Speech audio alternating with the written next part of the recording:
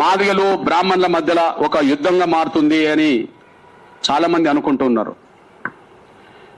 మాదిగలు బ్రాహ్మణుల మధ్యలో ఒక యుద్ధంగా మారుతుందని చెప్పి చాలా మంది అనుకుంటున్నారు. నేను ఏంటంటే యుద్ధం ధర్మం కోసం ఒకరు చేస్తే అధర్మం మీద ఒకరు నిలబడతారు. యుద్ధం అన్నప్పుడు రెండు ఉంటాయి. మేము పూలే స్ఫూర్తిని, అంబేద్కర్ స్ఫూర్తిని మరింత ముందుకు తీసుకెళ్లే పోరాటాన్ని మేము నడుపుతున్నాం. పూలే స్ఫూర్తిని, అంబేద్కర్ స్ఫూర్తిని వాళ్ళ కాలంలో ఎవరైతే అడ్డుకున్నారో ఈనాటి మా కాలంలో అడ్డుకునేటోళ్ళను మేము వ్యతిరేకిస్తాం. ఇది స్పష్టం. ఇది మాదిగలు బ్రాహ్మణుల మధ్యలో జరిగే యుద్ధమేం కాదు. ఇది మాదిగలు బ్రాహ్మణుల మధ్య జరిగే యుద్ధం కాదు. మమ్మల్ని అపార్థం చేసుకోవద్దు. అపార్థం చేసుకుంటే అది మీ ఇష్టం. మా లైన్కి అనుగుణంగానే మేము ముందుకెళ్తాం. మా లైన్ అనేది మేము నిర్ణయించుకున్నది కాదు. మా మహాత్మా జ్యోతిరావు పూలే, మా అంబేద్కర్ వాళ్ళు జీవించిన కాలంలో ఏ సామాజిక న్యాయం కోసం అయితే పోరాటం చేశారో ఆ పోరాట స్ఫూర్తిని మరింత ముందుకు తీసుకెళ్లడం కోసం జరిగే పోరాటమే ఇప్పుడు మేము కొనసాగిస్తున్నాం. ఎవరు అడ్డం పడ్డా మా పోరాట స్ఫూర్తిని మేము వెనుకకు తీసుకోలేము. ఈ విషయం గుర్తు చేస్తూ ఒక విషయం చెప్తున్నాను నేను. ఇది మూడో ప్రెస్ మీట్. ఈ విషయంలో హైదరాబాద్లో ఒకటి, గుంటూరులో ఒకటి పెట్టేశాం. మేము మాట్లాడిన ప్రతి దానికి కట్టుబడి ఉంటాం. ఒక్క వాక్యం కానీ మేము వెనుకకు తీసుకోం. మేము మాట్లాడిన ప్రతి మాటకు కట్టుబడి ఉంటాం. ఒక వాక్యం మేము వెనుకకు తీసుకోం. సమాజం తేల్చుకుంటుంది ఈ విషయంలో. మేము సామాజిక న్యాయానికి అనుగుణంగా పూలే అంబేద్కర్ స్పిరిట్ని ముందుకు తీసుకెళ్లే పోరాటాన్ని మేము ముందుకు తీసుకెళ్తున్నాం. ఈ విషయంలో అడ్డుపడే శక్తులు ఎవరో వాళ్ళు రోడ్డు మీదకి వస్తారు. మాకే అభ్యంతరం లేదు. ఈ విషయంలో మీకు గుర్తు చేస్తున్నాను. నేను ఒక దేనికి కట్టుబడి ఉన్నా, మూడు విషయాలు కట్టుబడి ఉన్నా. నంబర్ 1, ఈ ఆర్డర్ రావడానికి ఆనాడు దేశంలో కీలకమైన పాత్ర పోషించిన 4 బ్రాహ్మణులని నేను అన్నా. దానికి నేను కట్టుబడి ఉన్నా. 4 బ్రాహ్మణులు అంటే మీరు బ్రాహ్మణులందరూ ఎందుకు భుజం దడుపుకుంటారు? వాళ్ళు కాదా? ఇది దళితుల మీద వివక్షతో కూడిన ఆర్డర్ కాదా? ఎందుకు ఎస్సీల మీద పెట్టాలి? ఎందుకు ఓసీల మీద పెట్టాలి? ఈ దేశానికి క్రైస్తవ మతం తీసుకొచ్చింది చదువుకున్న వాళ్ళే కదా, అగ్రకులాల వాళ్ళే కదా. ఈ ఆర్డర్ మా మీద కత్తి వేలాడబెట్టినట్టు చేసింది కదా. ఈ ఆర్డర్ తీసుకొచ్చింది 4 బ్రాహ్మణులు అంటున్నా. కాదని చెప్పానండి. పేరు చెప్తే వాళ్ళ సామాజిక హోదా చెప్తే తప్పెట్లవుతుంది? ఎవరో మేము తేల్చాలి కదా. నంబర్ 1, ఆర్డర్ తీసింది రాష్ట్రపతి. ఆర్డర్ తీసింది రాజేంద్ర ప్రసాద్ బ్రాహ్మణ్. ఆర్డర్ రావడానికి కేంద్రం ముందుకు నడిపింది. కేంద్రంతో సంప్రదింపు లేకుండా, ప్రధానమంత్రితో సంప్రదింపు లేకుండా ఆర్డర్ వస్తుందా?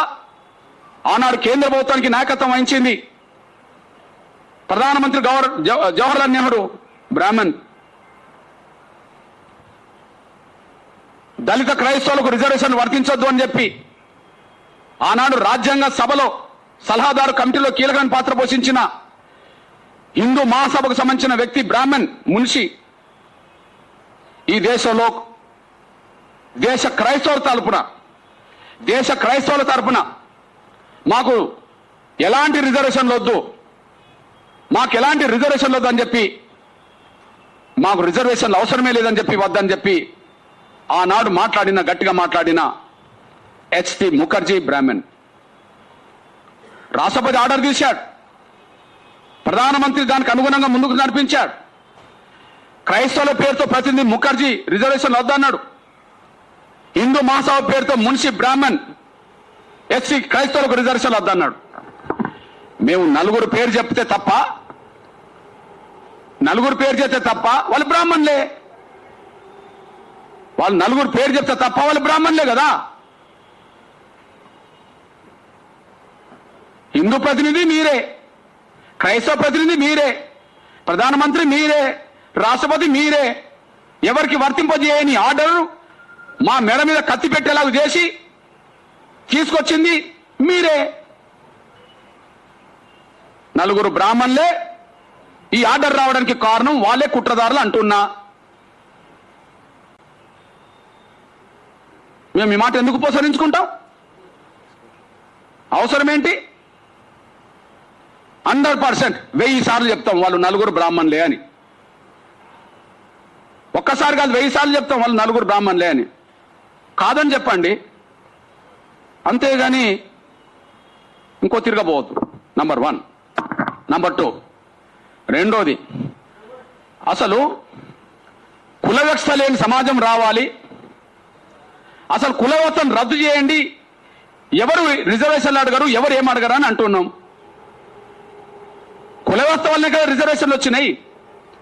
ఎస్సీలకు వచ్చినా, బీసీలకు వచ్చినా, ఓసీలకు ఇవాళ వచ్చినా కుల వ్యవస్థ పన్నాళ్ళ భాగంగా వచ్చినాయి కదా. అసలు కుల వ్యవస్థ రద్దు చేస్తే ఇక్కడ ఏమి ఇబ్బంది ఉండదు కదా. మేము కుల వ్యవస్థ రద్దు కోరుతున్నాం. ఎందుకు బాధ అనిపిస్తుంది? ఎవరికి లేని బాధ ఒక వర్గానికి ఎందుకు వచ్చింది? ఎవరికి లేని బాధ ఒక వర్గానికి ఎందుకు వస్తున్నది? ఆలోచించుకోండి మీరే. మేము కుల వ్యవస్థ రద్దు అంటున్నాం. రద్దు కావాలనో ఉండాలో మీరు మాట్లాడండి. కానీ దీనికి స్వస్థత ఇవ్వండి, దీనికి స్వస్థత ఇవ్వండి, మాకే అభ్యంతరం లేదు. ఈ నేపథ్యంలో మీ దృష్టి తీసుకొస్తున్నాను నేను. కుల వ్యవస్థ రద్దు అని మేము అంటున్నాం, దాన్నే మాట్లాడండి అంతే. ఒక బాధిత వర్గంగా మాట్లాడుతున్నాం, దాన్ని మాట్లాడండి. మూడోది, కుల వ్యవస్థ రద్దు కోసం మేము కట్టుబడి ఉన్నాం. పూలే అంబేద్కర్ వేసిన మార్గంలో మా ప్రయాణం కొనసాగుతుంది.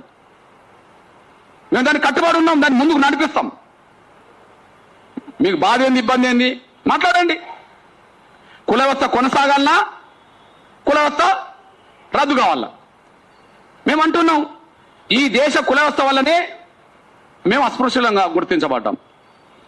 ఈ దేశ కుల వ్యవస్థ ఉండడం వల్లనే అన్ని వర్గాల మధ్యలో సామరస్యం లేకుండా పోయింది.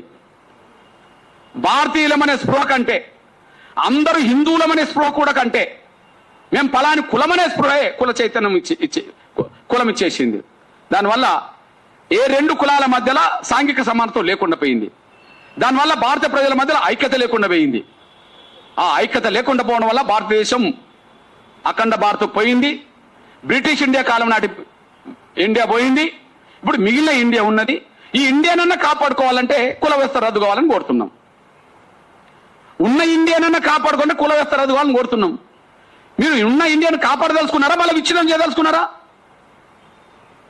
ఉన్న భారత్ను కాపాడదలుచుకున్నారా, విచ్ఛిన్నం చేయదలుచుకున్నారా?